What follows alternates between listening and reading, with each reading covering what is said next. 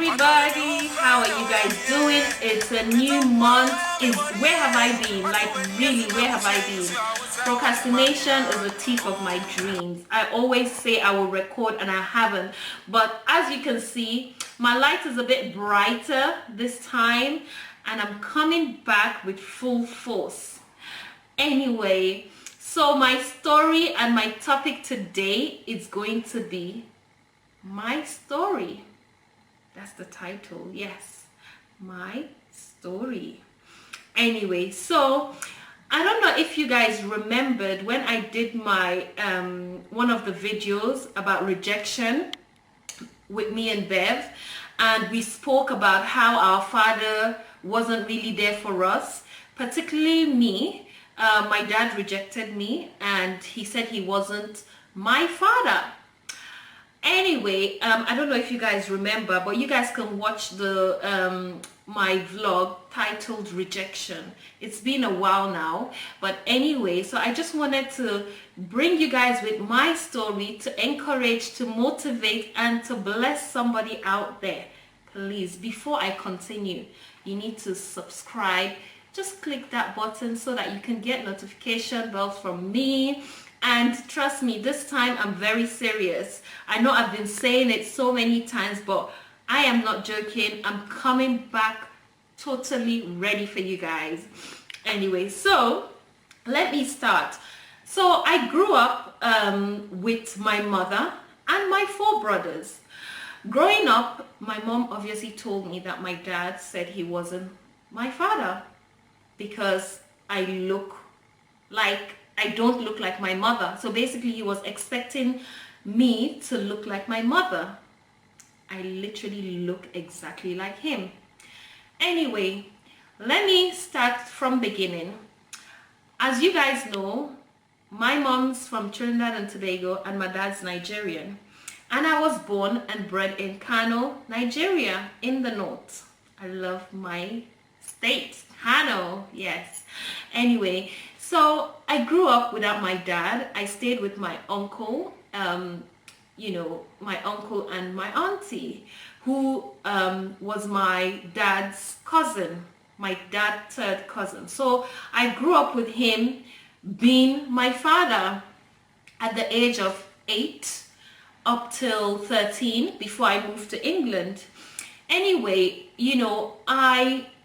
during that period, I lived with my uncle.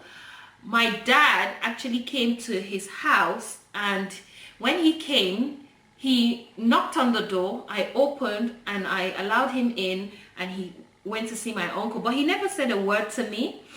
And for me, deep down, I knew he was my dad, even though I had not seen him since my mom said she left the house when I was probably 2 or 3 years after.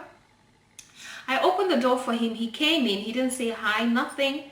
Anyway, but my spirit told me that was my dad. Anyway, going on and on and on, I've never heard from this man. My uncle didn't say nothing. My auntie didn't say nothing, but I could just hear a bit of murmuring like, oh, does she know if that's her dad? But deep down I knew. Anyway, come back 2016. So this was 1999 or 1998 or so. When he first came to my uncle's house and didn't say hi to me. Now, 2016 came and I took my brother's phone to Nigeria, and my dad called my brother's phone. And when he called my brother's phone, he said, can I speak to my brother's name? He called. And I said, okay, sure. No, I said, sorry, I'm with his phone. I'm in Nigeria at the moment. He's not with me. He's in the UK. And he said, who am I speaking to? And I said, you're speaking to Jummai. Can you take the camera up? Yes, better.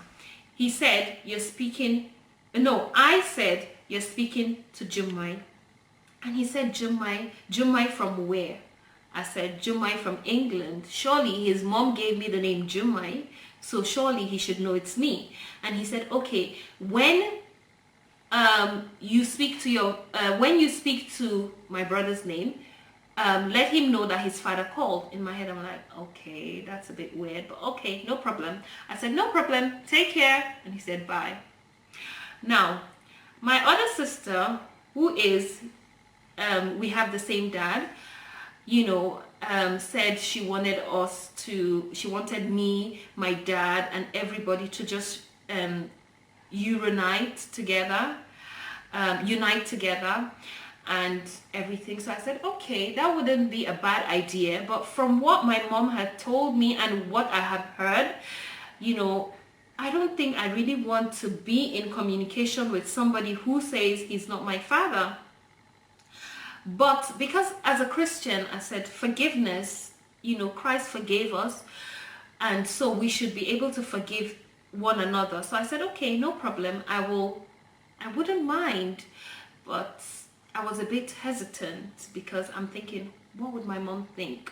Would my mom think, would I go against her or something? You know how it is, mothers, Anyway, so my sister said she will speak to him and everything.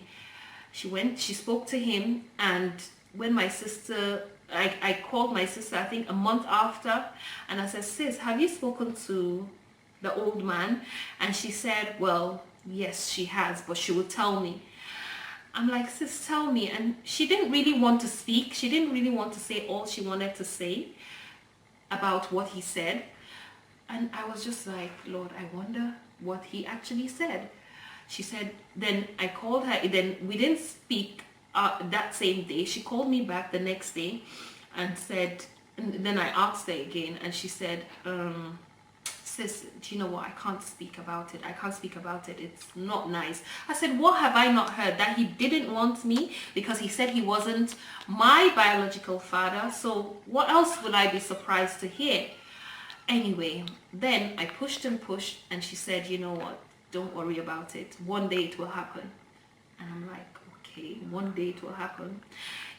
When she dropped the phone, I've never been as sad as I would usually, considering this man was never there. So I didn't have any feelings towards him. But that day I actually was emotional. I was actually like, wow. So after all these years, it's been over 20 years, like what else? I thought he would have grown up as an old man. He would have grown up to know that, to speak to me or something. To put the camera up with it. Yeah. Anyway, sorry, my camera guy is just, anyway, thank you, by the way. But anyway, so that was it. And then okay, so I was obviously sad at that moment, but I said, you know what, never mind. Because the only time I've ever felt any way about not having a dad around, because my uncle had passed away, was when I went to weddings and I see my friends, or when they say daughter and father dance. That's the only time I always ever thought, oh, it would be nice to have my dad around and to have him walk me down the aisle. I did a blog on www.jumaipetiteheavenly.com about rejection, and I will put the link at the bottom about rejection. And I basically said I can't wait to get married so that my husband could be like my dad and have that father figure. But it can never be like that, because I've missed that, or having my biological father. I don't know, for some of you who don't have your biological father around, you guys know how it feels. So that was the only time I ever felt like, oh, it would be nice to have my dad around, when I went to weddings. Anyway, so fast forward 2 months ago, I've been wanting to record and I just haven't had the time. I've got so much going on for me. But fast forward 2 months ago, guess who called? My father. And he called and he said, can I speak to your mother? And I said, okay. First of all, he mentioned his name. This is Chief B. I'm like, okay. Automatically, I knew he was the one. And he said, can I speak to your mother? My mom's on holiday from Canada and Immediately I gave her the phone, and to her surprise, almost how many decades later, he's calling. My mom was so shocked, and she was like, where have you been? Oh my God. You know, I didn't expect that from her. I thought she'd be like, who is this? Why are you calling me? But anyway, my mom's not the typical Nigerian woman. Trust me, if it's a Nigerian woman, hey, she will give it to you. But anyway, all the same, it doesn't matter, you know. Basically, then when she spoke to him, she gave me the phone. And when she gave me the phone, he was like, hello, Jumai. I'm like, hi.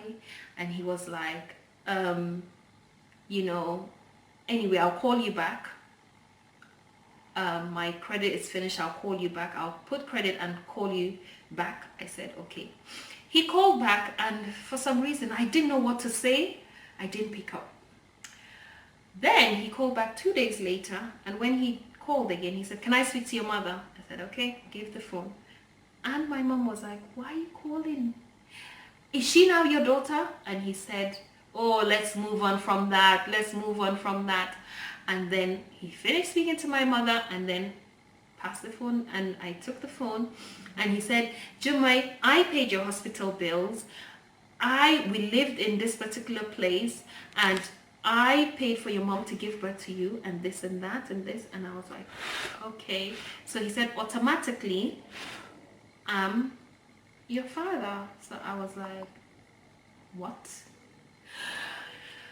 Anyway, there was nothing else to talk. I didn't know what to say. It was just so weird, because all those years and decades without him, and now he's saying he's my father.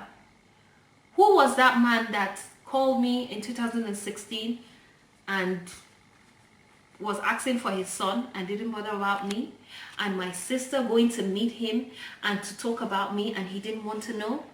Do you know, I just thought about it, you know, this just made me see God again in a different light. God is so mighty, he's so powerful, he's done so much things in my life, and for this to happen again, I just saw another side of God. I'm just like, wow. So this man 2 years ago or 3 years ago said he didn't want to know about me, and not in my wildest dream would I have imagined that this same man will call. So God actually made him call. So it just makes me know that it's God who decides. If you've lost anybody, if somebody has rejected you before, my darling, don't even bother, don't even move an inch, because just know that it's the same God that will make them also come back to you. It doesn't matter if it's your mother that has rejected you, if it's a friend, whoever has rejected you. Just know, use my story to be a point of motivation for you, that you know what, with God all things are possible, regardless how long it may be. Look at mine, how many decades, and then he finally accepted that he's my father. Like, you know, I never imagined. It's surprising to me, but just know that God can turn things in a twinkle of an eye. Even the last second, God will always turn up for you. So I want you guys to be encouraged, to be motivated, and know that everything works together for good, because you never know what would have happened. Imagine if he accepted me then and I was going to be used for something, for a ransom. You never know. But I just thank God that I was patient. I didn't even bother. Not except I went to a wedding. I didn't bother, to be honest. I just said, you know what, God is my Heavenly Father. God has been there for me. So anyway, that's my story. Share, encourage others, and like and subscribe to my channel, because there's going to be more to come, more and more. And I've got a surprise video for you guys end of this week, and I'll be doing another video. So don't go off this channel. Please subscribe.